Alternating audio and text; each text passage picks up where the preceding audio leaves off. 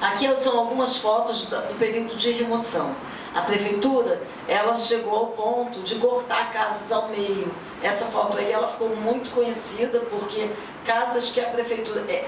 assim, era uma família que a mulher queria negociar e o marido não. E aí a prefeitura negocia com a mulher a metade da casa.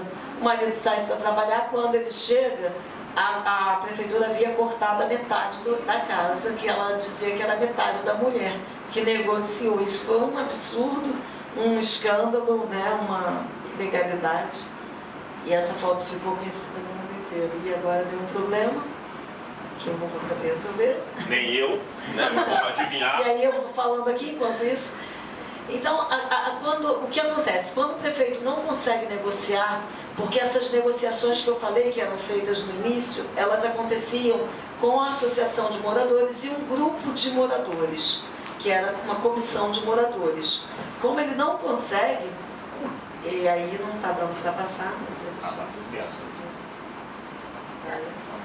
sai e entra de novo na quando ele não consegue negociar com essas pessoas, então o que ele faz? Ele, quando vem o Plano Popular de Urbanização e ele vê que a comunidade realmente está organizada para ficar, ele encerra as negociações e diz que a partir de então, já que ele não conseguiu um acordo com a Associação de Moradores e com a Comissão de Moradores, que ele a partir de então faria a negociação de forma individual.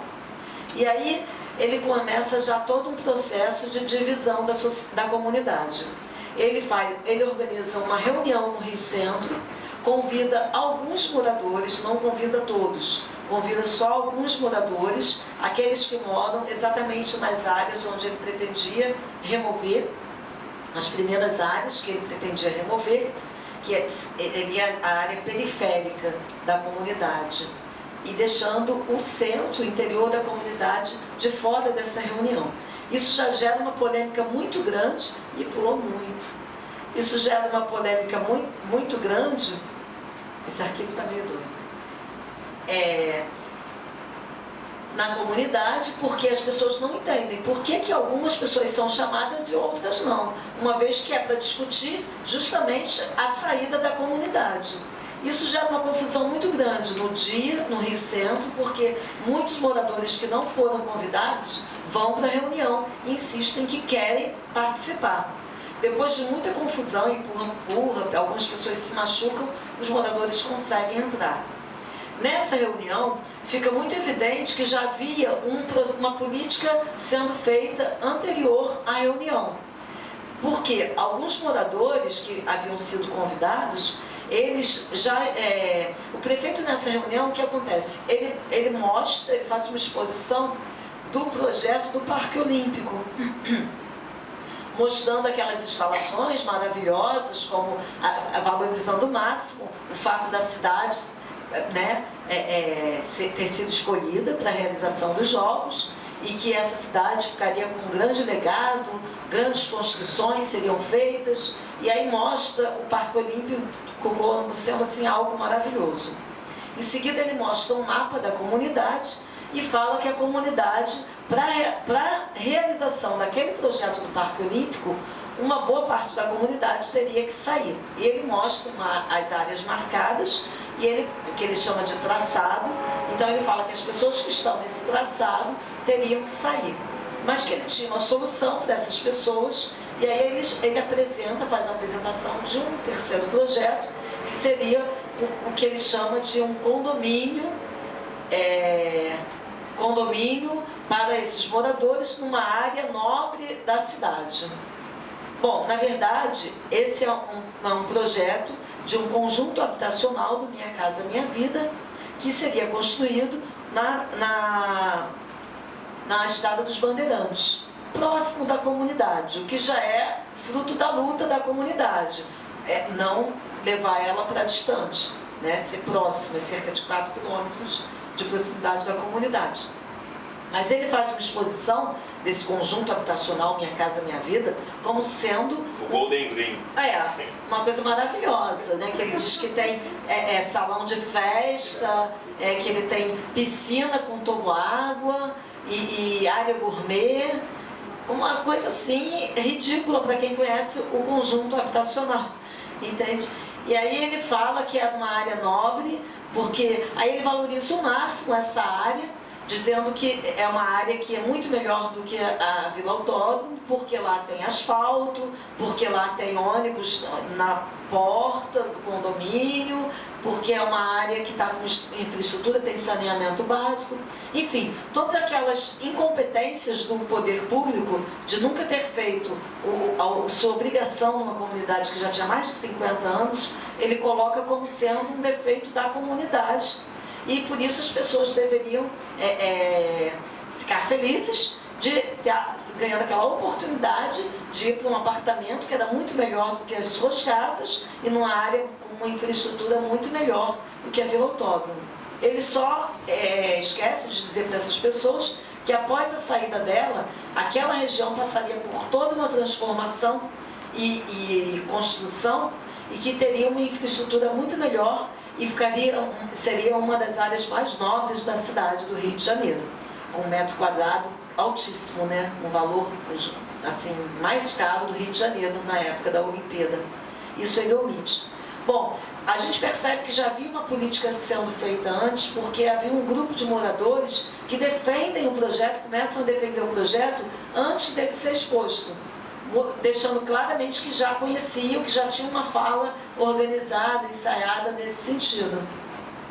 Isso gera muita revolta dos moradores que foram para essa reunião, realmente sem ter participado de nenhum acordo, nenhum combinado, enfim, nenhum ensaio com a prefeitura, porque eles percebem a falsidade, a divisão, a política que já está sendo feita dentro da comunidade. E também uma série de mentiras. Após, no dia seguinte a essa reunião no Rio Centro, a prefeitura manda vários ônibus para a comunidade para levar essas pessoas para conhecer o projeto desse condomínio que eles chamam, né? Então as pessoas vão até lá e aí é outra exposição assim ridícula, porque aí tem tipo uma espécie de um coquetel, como se fosse venda de apartamentos de luxo. Cafezinho, biscoito. Isso, e aí ele fala cerveja, aquela exposição assim como sendo uma coisa maravilhosa e fazendo com que a pessoa se sentisse comprando um apartamento, como se ela estivesse mudando seu status social, né? Ela está mudando de classe social com aquela situação. Desculpe interromper de novo, tá? Mas não tinha aquele negócio do apartamento decorado, não? Depois teve. Quando o apartamento ficou pronto... Aquela velha armadilha. Assim que o apartamento ficou pronto, eles organizaram vans para levar as pessoas para conhecer o apartamento. E aí a pessoa chegava lá, um apartamento decorado com móveis assim da Tok Stock, móveis de luxo, com mesa de jantar, com campo de vidro. Isso, com assim, louças finas, tudo do bom e do melhor, vendendo aquele sonho para as pessoas de algo que ela realmente nunca teria, né?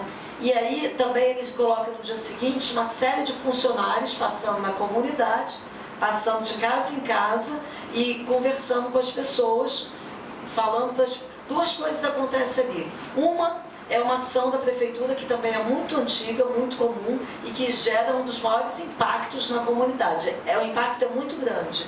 É a prefeitura passando e marcando a casa das pessoas com aquele SMH e aquele númerozinho.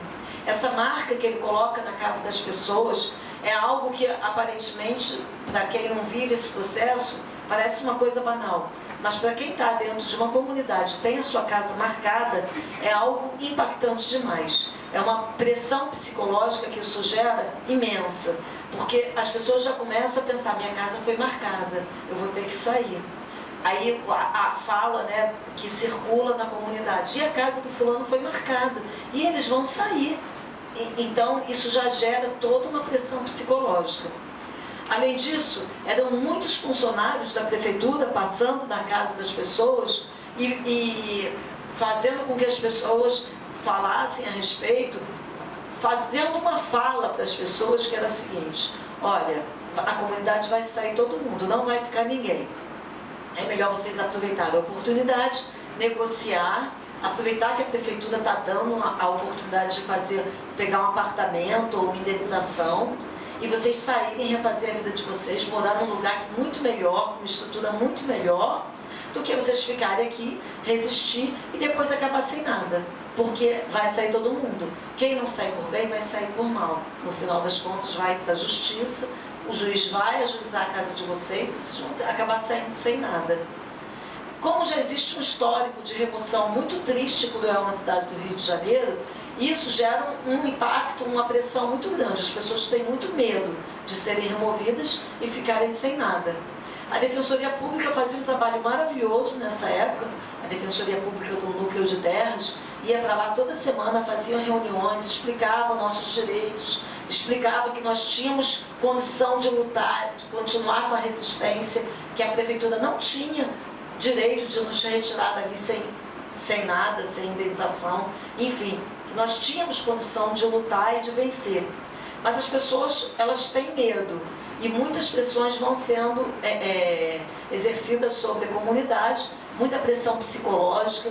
A Prefeitura utiliza uma série de medidas que, na verdade, depois a gente descobre que é uma espécie de um passo a passo. Porque a remoção, ela tem uma receita. Ela tem uma receita, um passo a passo, que é utilizado em todas as remoções, não só do Rio de Janeiro, do Brasil, mas do mundo inteiro. Porque nós recebemos vídeos de remoções gerados pela Olimpíada em outros países e esses vídeos, eles parece que são moradores da Vila Autódromo dando depoimento. Tanta é a semelhança do processo de remoção. O choque de ordem chega, em uma operação, chega várias fiscalizações que requerem um comércio. Chega lá todos os tipos de fiscalização que é previsto para um comércio, né? Então, Defesa Civil, Corpo de Bombeiro, Polícia, Vigilância Sanitária, faz uma varredura no comércio. Qualquer irregularidade, que em outro local seria uma multa, na Vila Autódromo significou fechamento de portas.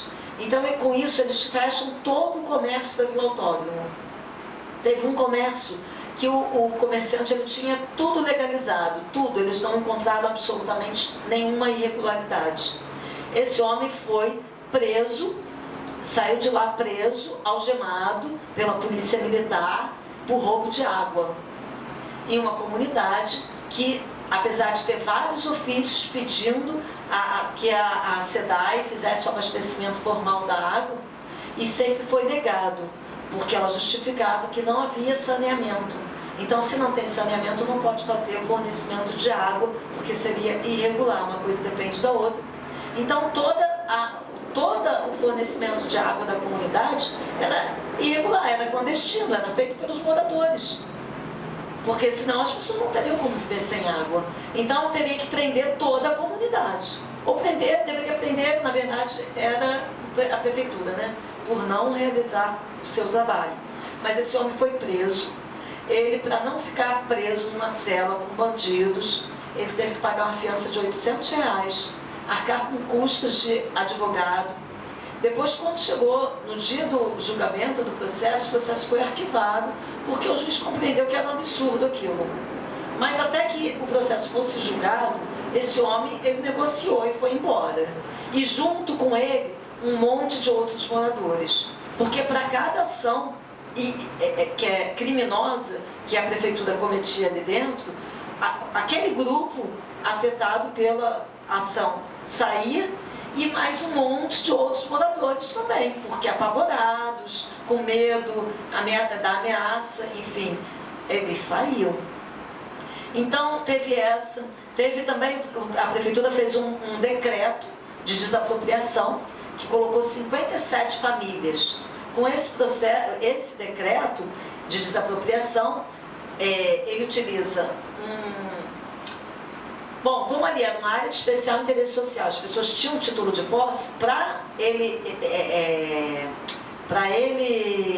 desapropriar as pessoas, tem que ser com uma finalidade de bem público, uma construção social. Então ele justificou com alargamento da pista, construção da Transolímpica, uma construção de uma via de acesso ao Parque Olímpico para a imprensa, como se a imprensa precisasse de uma via especial para ela, coisas absurdas e mentirosas, que depois a gente vê que chega a ser uma construção, um planejamento absurdo ali naquela região. A Transolímpica, se você pegar uma foto aérea, você percebe que ela faz uma curva na altura da Vila Autódromo para justificar a remoção das pessoas. Essa via de acesso para a imprensa não foi utilizada. A imprensa usava a entrada de todo mundo.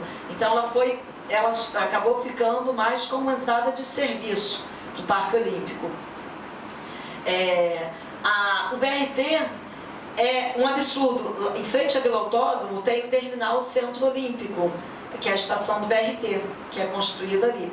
Então, a plataforma do BRT, aqui tem a Vila Autódromo, do lado de cá, que aí tem a Abelardo Bueno, a Avenida Abelardo Bueno, e do outro lado da Abelardo Bueno está a plataforma do BRT, onde os ônibus embarque e desembarque, as plataformas. E aí eles fizeram uma passarela até o lado de cá, e aí botaram a bilheteria do lado de cá, onde era um monte de gente que morava ali da Vila Autódromo. Então colocou a bilheteria do lado de cá e a estação do lado de lá. O que é um absurdo, um monte de gente atravessa a rua e sobe na plataforma, não paga a passagem. Porque é um absurdo aquilo, não tem o menor sentido você entrar, passar por uma bilheteria e depois passar pela passarela para chegar até a estação, a plataforma. Então, são projetos absurdos de construção para justificar esse decreto de desapropriação. Quando ele desapropria 57 famílias, um monte de outras famílias negocia e vai embora, porque ele fala, cara, vai ter outro decreto, vai desapropriar mais gente. No final, eles estão realizando aquilo que eles haviam ameaçado, que era tirar todo mundo na marra. Bom, fora isso, um monte de outras coisas acontecem ali, como por exemplo, as casas que negociavam, elas eram derrubadas, demolidas assim que a pessoa saía. Mas essa demolição ela era feita sem nenhum tipo de norma de segurança básica. Tá? Não tinha presença de um responsável técnico, era só o operador da máquina que chegava e derrubava tudo. Então não interrompia a luz, não interrompia a água antes da demolição, não tinha um carro-pipa molhando, que é uma exigência de demolição. Com isso, o que acontecia? Eles, quando derrubavam a casa, arrebentava fio, que ficava pendurados, roteando, energizado, botando em risco a vida das pessoas, principalmente das crianças. Quebrava os canos e aí nós ficávamos sem água, sem luz. Várias vezes durante o dia a comunidade tinha que se organizar para ir consertar canos e luz. No final nós mesmos é que consertávamos, porque a Light não ia num tempo hábil. Depois, não satisfeito com isso, a poeira que espalhava por não ter um carro-pipa era uma coisa assim absurda, que ficava a comunidade, parecia que tinha acontecido um bombardeio. A sensação era exatamente essa. Era muita poeira que se espalhava e as pessoas começaram a ter uma série de problemas respiratórios, além da sujeira, né, que a casa ficava imunda. Então, a situação realmente ficou muito ruim. Depois, a prefeitura retirou a iluminação pública das principais ruas. Então, nós ficamos com muitas ruas escuras.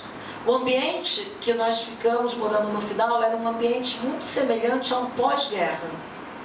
Teve um morador que postou algumas fotos da Vila Autódromo nesse período e fotos de países na Síria, países que estavam passando por guerra, em momentos de guerra. E fez uma brincadeira no Facebook para que as pessoas descobrissem qual era a foto da Vila Autódromo. E poucas pessoas conseguiram descobrir, só aquelas que realmente conheciam a vila, porque o ambiente era muito semelhante. A imprensa internacional, quando chegava no Brasil, que ia na Vila Autódromo, ficava apavorada, devido a essa semelhança com o pós-guerra. Porque nós tínhamos casas partidas ao meio, os escombros eram abandonados ali durante muito tempo, apesar de ter uma ordem judicial que mandava que os escombros fossem limpados em 5 dias. A prefeitura não cumpria isso. Então, tem escombro que ainda permanece lá até hoje. E aí, a professora Diana dá uma sugestão a gente já tinha formado um grupo no WhatsApp com várias pessoas interessadas em construir o Museu das Emoções. E aí ela traz como proposta a realização de uma exposição de esculturas feitas a partir de elementos dos escombros. Então, esses estudantes vão para lá e recolhem vários elementos dos escombros e constroem 7 esculturas que homenageiam alguns espaços que tiveram uma visibilidade forte durante o processo de remoção, que era a igreja, a Casa da Maria da Penha, a Casa da Dona Heloísa, que era um centro religioso, que foi junto com outras 4 casas isoladas dentro do Parque Olímpico. Então, a gente tem um evento lindo de arte, com essa exposição maravilhosa, feita por esses estudantes, nasce o Museu das Emoções. O Museu das Emoções, nesse ano, 2016, o ICOM, todo ano, ele escolhe um tema para os museus. Ele tem uma semana, né, tem esse Dia Internacional dos Museus, que é o dia 18 de maio, e ele, durante uma semana, o ICOM, ele escolhe um tema para que os museus trabalhem esse tema naquele ano. No ano de 2016, o tema que o ICOM havia escolhido era Museus e Paisagens Culturais. Então, o Museu das Emoções, ele nasce exatamente nesse ano que o ICOM está tratando das paisagens culturais. E aí, nós estamos num cenário que está sendo destruído, né, com uma resistência sendo feita toda de uma forma cultural. E aí a gente dá visibilidade nesse momento, né, a essa discussão. A nossa contribuição é tentar mostrar que, na verdade, a paisagem cultural ela é destruída pelo poder público, né? É o poder público associado à iniciativa privada que, na maioria das vezes, cometem as grandes destruições da paisagem cultural. O Museu das Emoções, ele nasce desse processo de resistência e luta. Então, ele é um museu que ele tem como objetivo dois elementos, né? 2 são os maiores objetivos do Museu das Emoções. Um é a preservação da memória e o outro é servir como uma ferramenta de luta. A preservação da memória é nosso elemento assim, principal, porque nós vivemos numa sociedade, numa cidade, que a sua construção é toda pautada em remoção, né? A cidade do Rio de Janeiro é uma cidade que ela é toda construída a partir de construção e remoção, né? Nós temos aí o processo de escravidão na cidade do Rio de Janeiro. Durante alguns séculos, a cidade vai sendo construída por essa população escravizada. Após a abolição, essa população ela é despejada nas ruas, sem nenhum tipo de amparo social. Então ela vai ocupar as áreas abandonadas da cidade, na maioria das vezes próxima à cidade, para poder ter uma proximidade para conseguir trabalho, né? Essa população de ex-escravos, ela vai ocupar as áreas abandonadas, os charcos, os morros, as áreas que realmente ninguém quer, e vai ali, com uma forma de resistência e sobrevivência, vai começar a construir as habitações populares, que mais tarde vai acabar ganhando o nome de favela, né? Depois da Guerra de Canudos e tal, e aí vem os soldados e acabam dando o nome de favela, que é o Morro da Providência. E depois, com o passar dos anos, todo esse tipo de construção, de habitação, com essa característica, vai acabar sendo conhecido como favela. Só que essas favelas, essas habitações, ela desde o início, após a construção, a valorização desse local, essa população ela é removida. Então assim vai acontecer no centro do Rio de Janeiro, assim vai acontecer na Zona Sul, e assim vai indo.